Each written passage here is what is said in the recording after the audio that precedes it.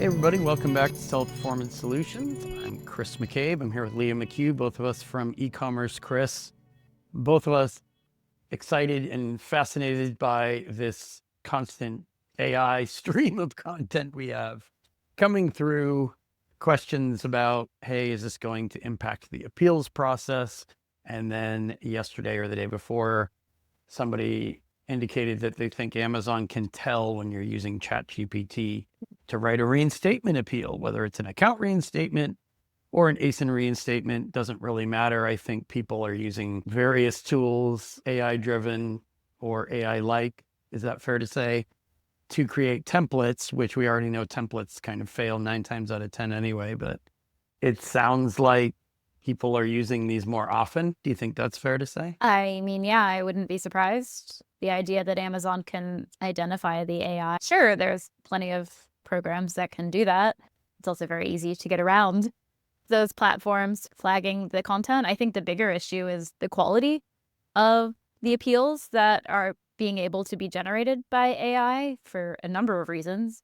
Right. Firstly, a lot of sellers, when they come to us, they don't know what's wrong. So how would they prompt AI to write an appeal if they don't actually know what it is that they're appealing? So that's my first issue. Well, pause for a moment, because I was going to ask you a question about what is the ChatGPT appeal based on? Is it based on your friend's appeal, which is, you think, a similar problem? What if it's not the same problem? Well, so right? that's my issue number 2. Okay, go.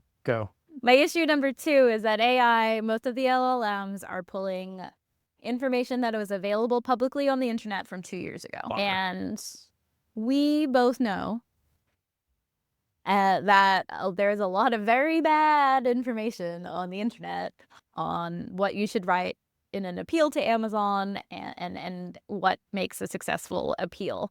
So as far as I'm seeing it, you are pulling not very good information to create an appeal, appealing something that you maybe don't even know what it is that was wrong. And you're expecting I to be able to create a good appeal based off of that. Right.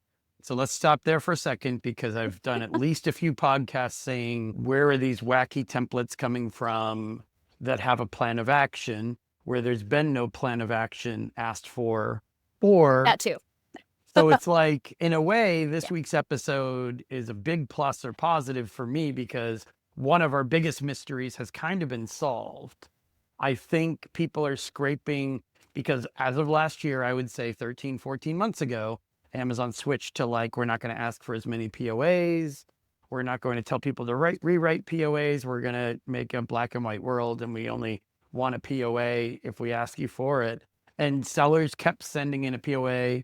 I had a consult a couple of days ago where somebody said, did we write a POA? I had somebody at Amazon yesterday ask me, can you show us the seller's POA so we can look at it? So Amazonians are still saying this too, not just sellers, not just service providers. I think maybe the answer to this puzzle is that when you're scraping info or content from the internet from 2 years ago about appeals for appealing suspensions, most of it, maybe 80% of it, mentions writing a plan of action.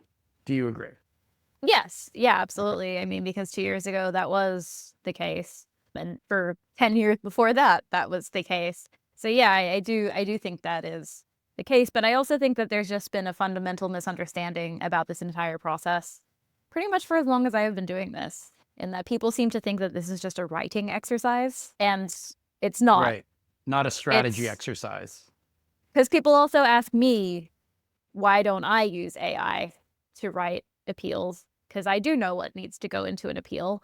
And I tell them, because the information required is so specific that by the time I input all of that specific information into AI, I could write it myself in the same amount of time. So it's not just, we want to see that you can come up with generic things that will stop this from happening in the future. Amazon is looking for specific information. And if you don't have that information to input, how do you expect it to output it? I think there was just a swap out. People were using VAs or cookie cutter copy and paste services, quote unquote, to generate templates. And that led to a rash of template mills, which were copying and pasting and trading and mixing and matching templates. But it's the exact Right? same thing. The templates didn't work because they contain generic content. Yes. It's the exact same problem. So, I mean, again, maybe mystery number 2 being solved would be, why are we not seeing as many template firms or companies that we did a couple of years ago? Well, they're all peddling the same content, number 1. Number 2, they're just swapping those services out for something cheaper. Obviously, it's cheaper to use your own ChatGPT template than to use a template you paid $700, $900 for, or whatever. But that doesn't solve the problem. You're robbing Peter to pay Paul, and you're not improving anything. It's just cheaper to use AI than it is to pay a template mill. Maybe some people foresee a future where Amazon's using AI to talk to sellers, and then sellers are using AI to talk to Amazon. And it's just Yes. AI talking to each other. But we're not quite there yet. That's 3 to 5 years away.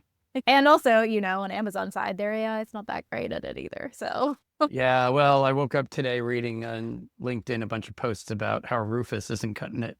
There's all these posts about Rufus, Rufus, and then there's the backlash posts, which is what was I reading this morning? I was reading this morning how they have caught AI trying to take shortcuts when they give it problems. All right, well, that's good fodder for a future podcast. That's a good one. But we know the inputs from years of working on this material, but it's a strategy. It's not, I need to create a template and fill in the blanks. And people say, what are the buzzwords? Like you said, it's a writing exercise. What's the language I need to use? Right. It's not. I mean, occasionally, yes, it's useful to use some jargon, Yeah. but that's not going to be what gets you reinstated.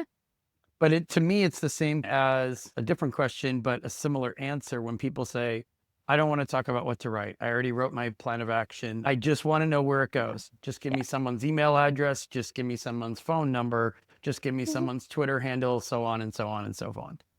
These are shortcuts. These are, I don't know how to solve it, or I don't want to spend the time to solve it. So you guys work on this all day, every day, which is true. So I want you to give me a cookie cutter solution. If you've learned anything about Amazon or selling on Amazon, it's if you're looking for cookie cutter solutions that work more than once in a blue moon, you're wasting time, you're wasting brain power, you're wasting energy, you're wasting money. And now you're also wasting our time because we don't want to talk about it anymore. This is a strategy brand that you have, requires strategy.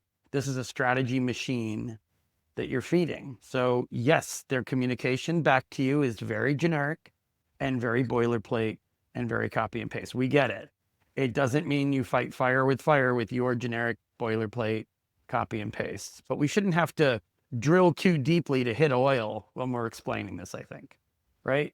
Yeah, I think it's just misunderstanding the purpose and what it is that Amazon's looking for, to think that something generic is going to get you reinstated, or thinking that AI can figure out those details when you're not giving it the information needed to do so. I also think in terms of AI, certainly when it comes to algorithmic things, yeah, AI is going to be game changing for a lot of people's operations. But in terms of communicating with Amazon, computers require logic.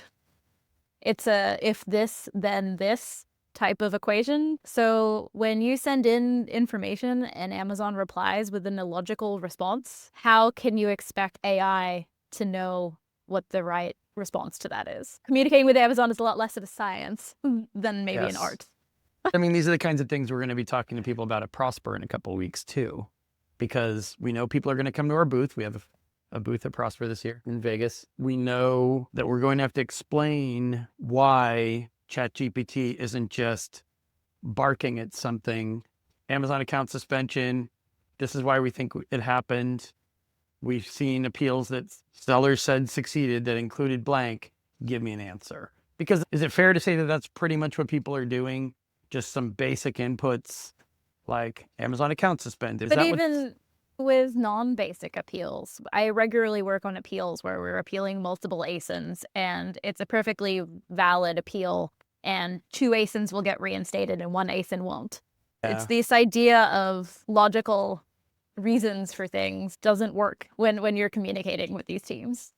Well, It's inconsistent, and it always has been inconsistent. And if anything, I think it's probably more inconsistent now than it ever was. So how do you expect a logic machine to deal with that? And how do you expect to do escalations this way too? Oh, I've definitely read escalations written by AI, and they're not Escalations, good. I mean, we're 12 minutes in and we probably don't have enough time to talk about that. We can do a part 2. But what scares me the most, again, I'm sure this will come up at the Prosper Show, but beyond, is the escalations I'm seeing are definitely, some of them are ChatGPT driven. Oh yeah, And 100%. it's like, when obviously Leah and I see people emailing us with this type of content, and we can tell immediately that it was somebody who didn't feel like writing an email or didn't feel like reviewing it before they sent it, whatever you want to say. We can usually read between the lines and tell what you're trying to tell us or what you're trying to show us. It's the Amazon same as the executives, templates. We just- could also identify them. but just final point on that, escalations, generally speaking, are emailed to senior management. If they can tell that it's ChatGPT, which 90-something% of the time Leah and I can tell that they are within seconds. If they can tell that too, they're never, ever going to read it. They won't take it seriously. They're going to think, I mean, maybe if they're highly placed executives, they're going to think you've disrespected them with your garbage and with your generic copy and paste, or with your AI driven, I don't necessarily agree. I mean, I think some people are not confident in their ability to write things, and that's why they might use it. Like, there's a variety of reasons why people might do this. But I'm here to tell you not to do it if you're sending an email escalation, because that is not only extremely counterproductive, you might be digging a deeper hole for resolving it at all, let alone right now. I mean, I think I kind of feel this way about any content being written by AI. You can certainly use it as a starting point, but what AI spits out shouldn't necessarily be the final product. There needs to be some editing and specific information added to whatever it is in order to make it not look like AI wrote it and to make it what is actually required in this particular situation. And even just like writing an important email to whoever, to Amazon, to your boss, to somebody important in your life, whatever, you're probably going to read it. You might end up moving a couple things around. You might end up rephrasing a few sentences. Any critical business or personal, really, communication probably should be drafted once, right? Reviewed, edited, not just for removing typos, which a lot of software can do that for you, not just for grammatical mistakes, because you can have help with that, but just for putting yourself in the shoes of the person who's reading your email. And I don't think any Amazon seller, any consultant, anyone who's providing any service or running a business should skip that step and just hope for the best. And that's what we see people doing. So, but we did solve a couple mysteries. I think that's why people continue to send in POAs. I think they're just, you keep saying they're scraping pages from a couple of years ago. Could it be longer ago? Well, no, it's up until a few years ago. So yes, it is longer. It's not scraping current content yet, because that's how they trained it. They trained it on the data that was already on the internet. Okay, but there's a cutoff time that's in like 2021, 2022, not last year. It depends on which one you're using. Interesting. Well, we'll dive into and investigate that one next time. For now, don't escalate using a ChatGPT driven appeal. What would your closing final thought? One, it's pulling information that may or may not be incorrect and giving you an output. Two, if you can't input the specific information, how are you expecting it to output the specific information? And three, computers use logic, and dealing with Amazon's teams is not always a logical exercise. This is why you're such a great podcast partner, because you can encapsulate these things. Any questions on this? Come see us at the Prosper Show, which is in Vegas, March 25th, 26th, 27th. Email us or keep listening, because we are going to revisit this. See you next time. Thanks for listening to Seller Performance Solutions. Have a good one.